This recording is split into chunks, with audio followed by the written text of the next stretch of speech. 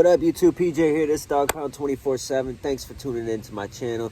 If you're new to the channel, please go ahead, take that time, hit that subscribe, hit that like, and hit that notification bell for all my latest content to be dropped. Thanks for tuning in today, you guys. I have a great video for you guys today. We're going to talk about the Attica riot that took place September 9th, 1971 in the good old state of New York.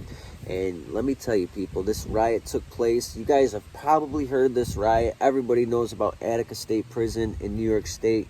This riot took place for many reasons, and I'm about to break it all down to you guys. But before I do, I want to thank all my subscribers and viewers for the loyalty and dedication to my channel, because if it wasn't for you guys, I wouldn't be rocking this channel. And I'll be the first to tell you, this YouTube thing is tough, but I'm up for the task and challenge. And I just wanted to thank you guys, because you guys are helping me, and I hope I'm helping you guys. So let's break this right down. Let's get into this. Like I said, this prison riot took place. And the reason why I'm doing this, because this changed a lot of, things within the system across New York State and the whole country. All right. This changed a lot in the system. And I'm just going to break down, give you guys a little insight, shed a little light on why it took place, and, some of the things that happened behind it and all that good stuff. So let me break this down. This riot took place 1971, September 9th. It lasted 4 days. It ended on the 13th of September. And this is approximately about 2,200 inmates. They took over the prison. They took 42 staff members hostage. 42, that's COs and, civilians that work throughout the prison. 42 were taken hostage, all right?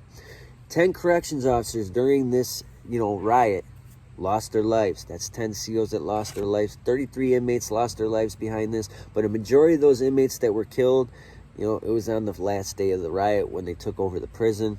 They were killed by bullets and, all the gunfire when the state police took, charge. The majority of them, that's when they lost their lives. But the corrections officers that lost their lives were, throughout the whole negotiation process of this riot.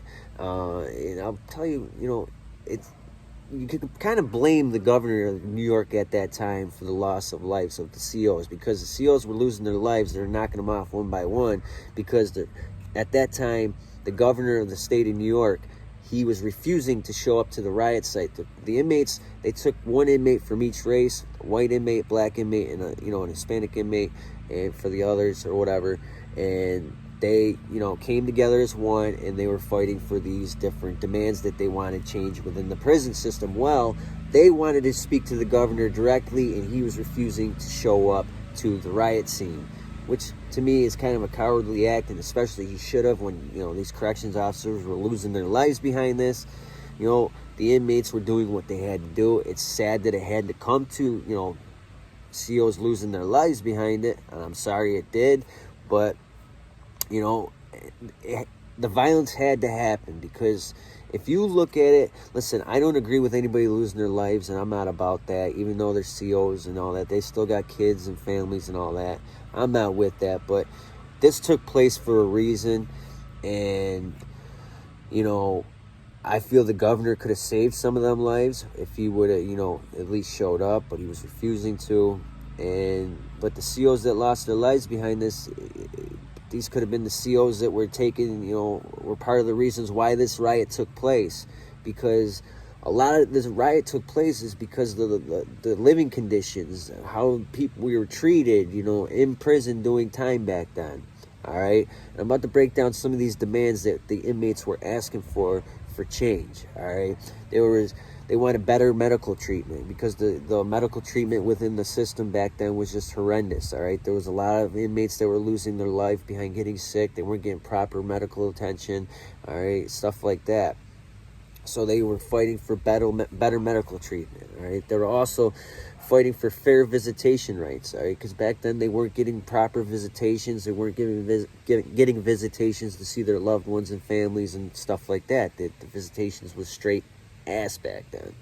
All right, so that's what they were fighting on that as well. All right, another demand that they were the brutality, the physical brutality.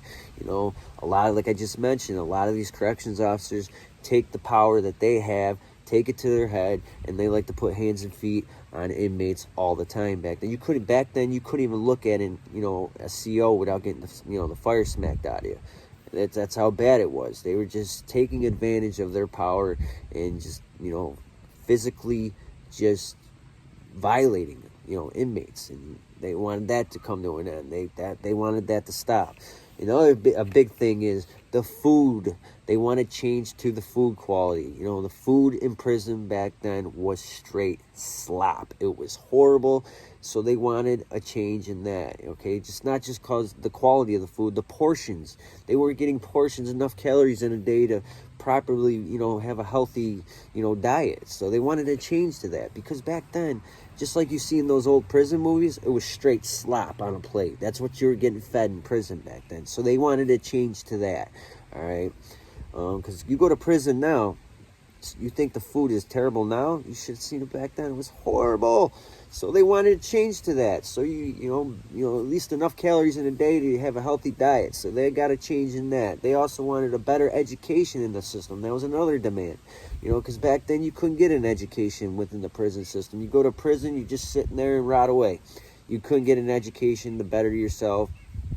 But now, it's pretty much mandatory across the country. You go to prison, you can get your GED. A lot of prisons offer college courses. A lot of prisons offer a vocational to learn a trade, electrical, plumbing, masonry, stuff like that.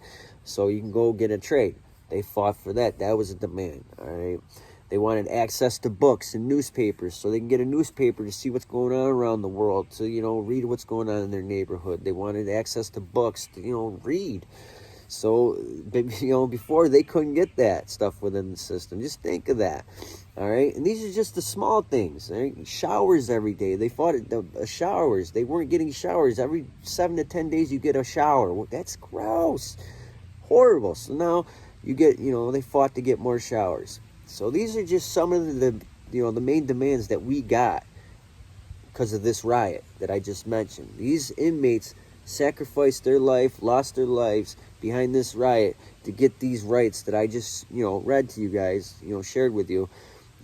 That's from them, all right? And that's facts. Google it, research it. That's facts, all right? So what we do in the New York State prison system, and it happens to this day, I know for a fact, because I actually have a family member that is a corrections officer within the system. He's retired now. He just retired.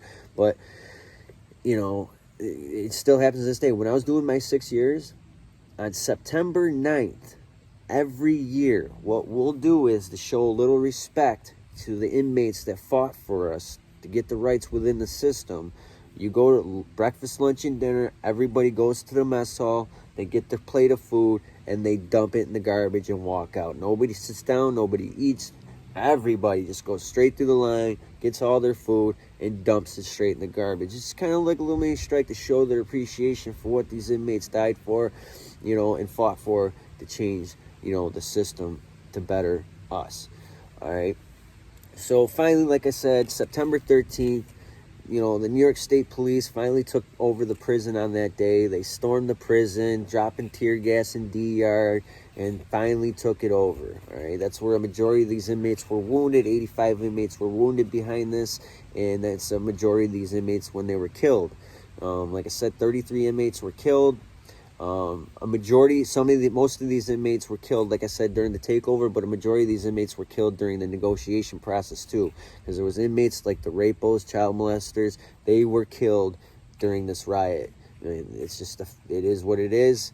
You know what I'm saying? So they were killed during the riot. I know that. And the 10 COs that were killed were during the negotiation process. Like I already mentioned, the governor could have prevented a majority of them killings, but he didn't. So, total 43 were killed, 85 were wounded through that whole process.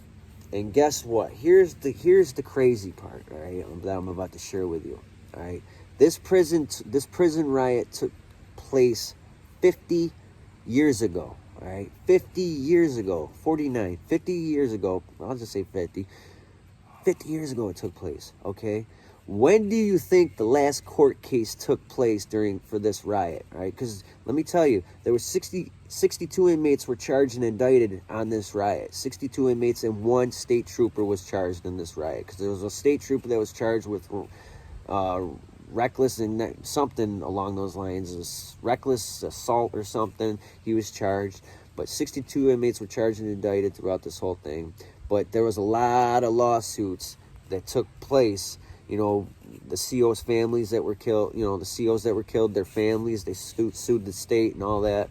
You know, behind this, even a lot of inmates' families were suing. And, well, the state of New York settled on $12 million for all the families to divvy up between everybody.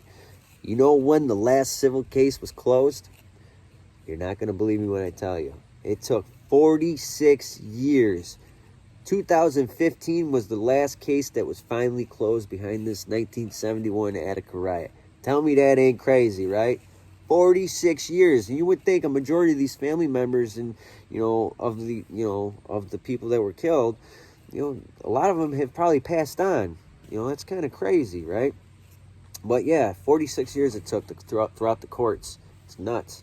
But yeah, I thought I'd share this video with you today because I think a lot of these younger inmates or younger people that have gone to prison and, you know, when they're, you know, doing time, getting an education up there, or, you know, the food or whatever, the medical treatment, when all that stuff changed because of this Attica riot, and that's across the country. I'm not even kidding you when I tell you.